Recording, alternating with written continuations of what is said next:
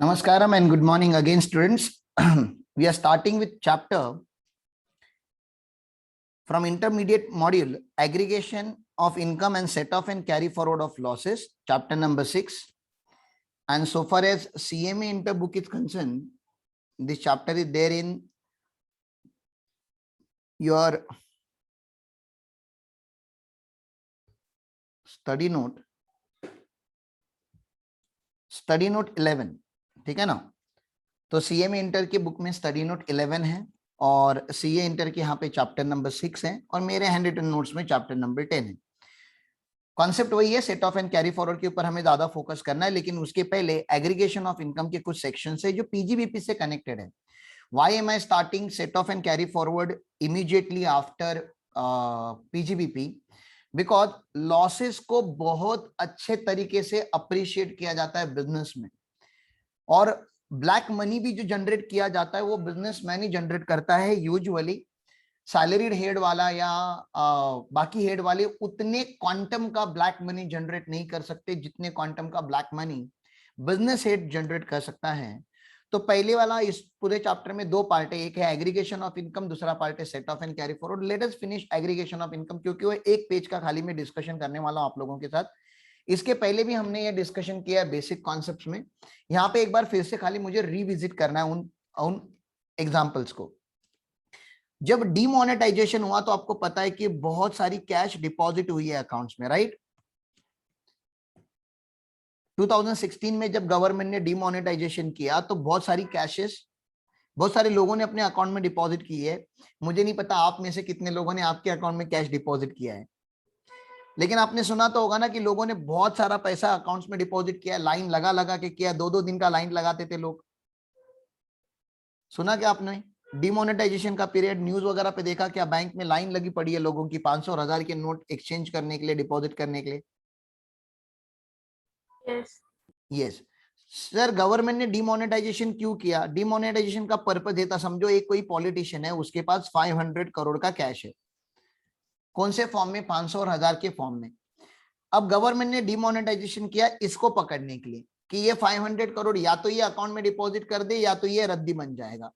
लेकिन ये निकला स्मार्ट, इसने क्या किया, इसने अपने कांटेक्ट के जितने भी लोग थे उनको बोला कि सुनो, अब गवर्नमेंट ने प्रॉब्लम करना चालू कर दिया है, तो एक काम करो, आप लोग 5-5 लाख 10-10 लाख लेकर जाओ मेरे यहां से, और 5 लाख 10 लाख 20 लाख अपने अकाउंट में डिपॉजिट करो, और बाद में कभी तो मैं ट्रांसफर एंट्री ले लूंगा, उसका टेंशन मत लो, लेकिन पहले ये कैश अपने अकाउंट में डिपॉजिट कर लो, इमीडिएट रिलीफ पे कैश अकाउंट अपने अकाउंट में डिपॉजिट कर लो। पकड़ लेते ही ये इसमें का एक जो है ये इनका ड्राइवर है, ड्राइवर का मंथली सैलरी 15,000 है। 15,000 से अगर मैं मल्टीप्लाई करता हूँ 12 तो 1,80,000 होता है, और यहाँ वहां का कोई और एक इनकम 15-20 हजार का जोड़ दो तो 2 से 2.5 लाख रुपए के बीच में इसका एनुअल इनकम होता था। ये ड्राइवर ने सडनली अपने अकाउंट में 30 लाख रुपए का कैश जमा किया है, कैश। बोलो सस्पिशियस लगता है कि नहीं? Yes yes.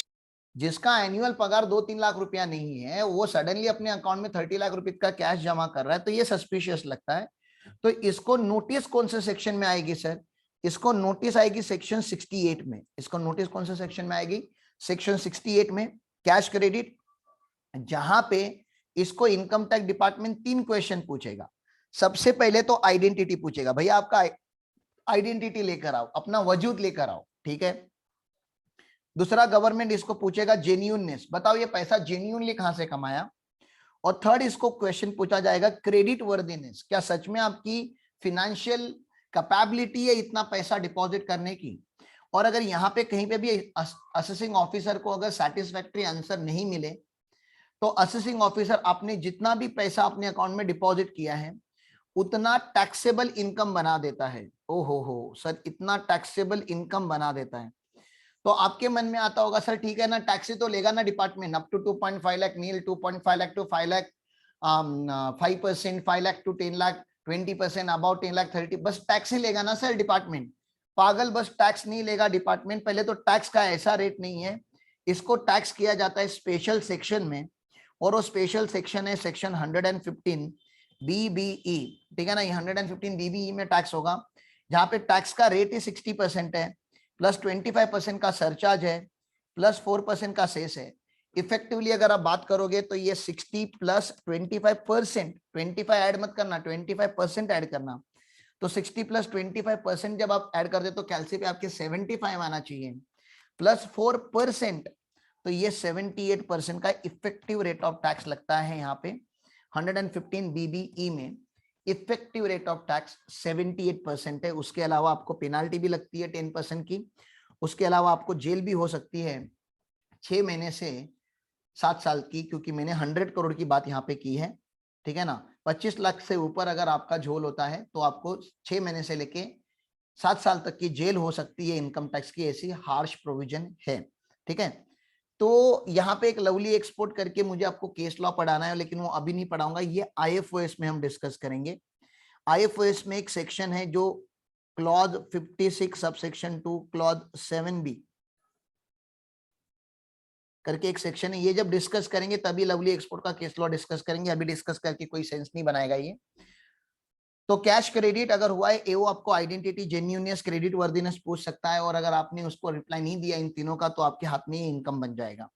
अगर आपके घर पे उनको ऐसे कोई पेपर मिले जिसमें पता चलता है कि आपने बहुत बड़ी लैंड्स में इन्वेस्ट करके रखा है, बिल्डिंग में इन्वेस्ट करके रखा हुआ है, शेयर्स में इन्वेस्ट करके रखा है, और आप जस्टिफाई नहीं कर पा रहे हो कि ये पैसा कहां से आपने लाया, तो भी उसको अनएक्सप्लेन इन्वेस्टमेंट बोल के टैक्स किया जाएगा। अगर आपके घर में आपने वो रेड वाला मूवी देखा होगा, रेड मूवी, ठीक है ना, तो गलती से शूट हो जाता है रूफ को और वहां से गोल्ड बिस्किट नीचे गिरते हैं, उन गोल्ड बिस्किट को बुलियन बोला जाता है। प्योर फॉर्म ऑफ गोल्ड को बुलियन बोला जाता है, जो गोल्ड बार्स में होता है या गोल्ड बिस्किट में होता है। आजकल मनी हाइस्ट का मनी हाइस्ट का सीजन चल रहा है, बहुत सारे लोग मनी हाइस्ट देखते होंगे, शायद आप लोग भी फॉलो करते होंगे, नेटफ्लिक्स पे जो आता है मनी हाइस्ट। तो उसमें भी जो लोग रॉबरी चालू है उस मूवी में, वो प्योर गोल्ड की चालू है। वो लोग गोल्ड बिस्किट गोल्ड बार को क्या कर रहे हैं, मेल्ट कर रहे हैं, तो सर उसको बुलियन बोला जाता है। तो आपके घर में अगर मनी मिला जिसका आप एक्सप्लेनेशन नहीं दे पा रहे हो, बुलियन मिला जिसका आप एक्सप्लेनेशन नहीं दे पा रहे हो, ज्वेलरी मिला, एनी अदर वैल्यूएबल आर्टिकल मिला जिसका आप एक्सप्लेनेशन नहीं दे पा रहे हो, ये अनरिकॉर्डेड है, अनअकाउंटेड है, अनएक्सप्लेन्ड है, तो डेफिनेटली ये ब्लैक मनी है। मुझे बताना क्या है दोस्तों आप लोगों को कि डिपार्टमेंट आपको या तो ब्लैक मनी कमाने के टाइम पे पकड़ सकता है, आप अर्न कर रहे हो तभी आपको डिपार्टमेंट पकड़ के आपको टैक्स कर सकता है, या तो आपने ब्लैक मनी को कैश के फॉर्म में अपने घर में छुपा के रखा है तभी आपको डिपार्टमेंट पकड़ सकता है, आपने कैश को गोल्ड में कन्वर्ट किया तो गोल्ड भी पकड़ सकता है, आपने कैश को प्रॉपर्टी में अगर कन्वर्ट किया तो प्रॉपर्टी को पकड़ सकता है। और तो और अगर आपके पास ब्लैक मनी और आप जिंदगी के मजे लेने चाहते हो, अय्याशी करना चाहते हो, आप दुबई जाते हो शॉपिंग करने के लिए, ठीक है ना, बर्थडे आप पेरिस में मनाते हो, शादी आप धूमधाम से करते हो, अगर आपके लाविश एक्सपेंडिचर है जो आपके इनकम को सपोर्ट नहीं कर रहे, मतलब दिख रहा है कि आपका इनकम इतना स्ट्रांग नहीं है ऑफिशियल इनकम, लेकिन आपके ऑफिशियल एक्सपेंडिचर बहुत ज्यादा है, आप 2-2 लाख 3-3 लाख का क्रेडिट कार्ड का बिल मजाक मजाक में भर देते हो, तो डेफिनेटली आपके पास ब्लैक मनी है।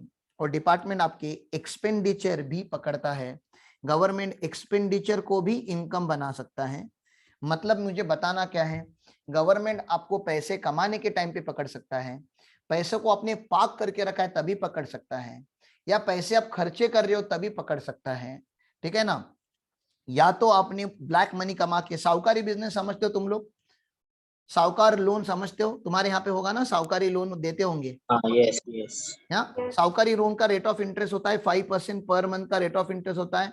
मैंने अभी एक केस पकड़ा मतलब डिस्कशन हुआ, वहां पे 10% पर मंथ का इंटरेस्ट होता है। बाप रे, 10% पर मंथ, मतलब तुमने अगर 100 लाख का लोन लिया होगा, 1 करोड़ का, चलो इतना बड़ा नहीं लेते, 10 लाख का लोन लिया होगा, तो ईयर एंड तक तुमको 10 लाख प्रिंसिपल और 10 लाख का 120%, तो 12 लाख का तुमको इंटरेस्ट देना पड़ेगा मतलब 120% पर एनम का इंटरेस्ट रेट हो गया ये, इतना एक्सपेंसिव होता है ये। लेकिन ये साहूकारी होता है, यहाँ पे कोई प्रॉपर्टी नहीं, कोई डॉक्यूमेंट नहीं, कैश लेकर जाओ, कैश। मराठी में वो लोग ऐसे बोलते हैं कि, मतलब वो गोनी बोलते हैं ना हम लोग, गोनी पोत, क्या मराठी में पोत बोलते शायद, पोते भरून पैसे घेऊन यायचे, पोत भरून पैसे घेऊन जायचे, इट्स लाइक दैट, कि आप एक पूरा वो सैक भरकर पैसे लेकर आओ, सैक भरकर पैसे लेके जाना, ठीक है ना, ऐसा ही होता है पूरा।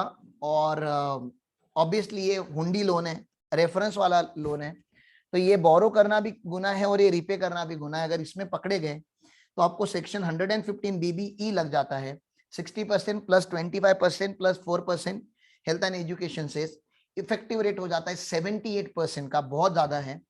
सर मुझे कोई डिडक्शन मिलेगा क्या? ब्लैक मनी कमाने के लिए मैंने कुछ खर्चे किए थे तो पीजीबीपी में मुझे डिडक्शन मिलेगा क्या? ऑब्वियसली नहीं, क्योंकि आपने गलत काम किया, गलत काम का डिडक्शन हम नहीं देते हैं। सर ये जो ब्लैक मनी कमाया उसमें मैंने अपने लिए लाइफ इंश्योरेंस पॉलिसी लेके रखा है, 5 साल का एफडी बना के रखा है, मुझे चैप्टर 6 से में डिडक्शन मिलेगा क्या? जी नहीं मिलेगा, ठीक है ना।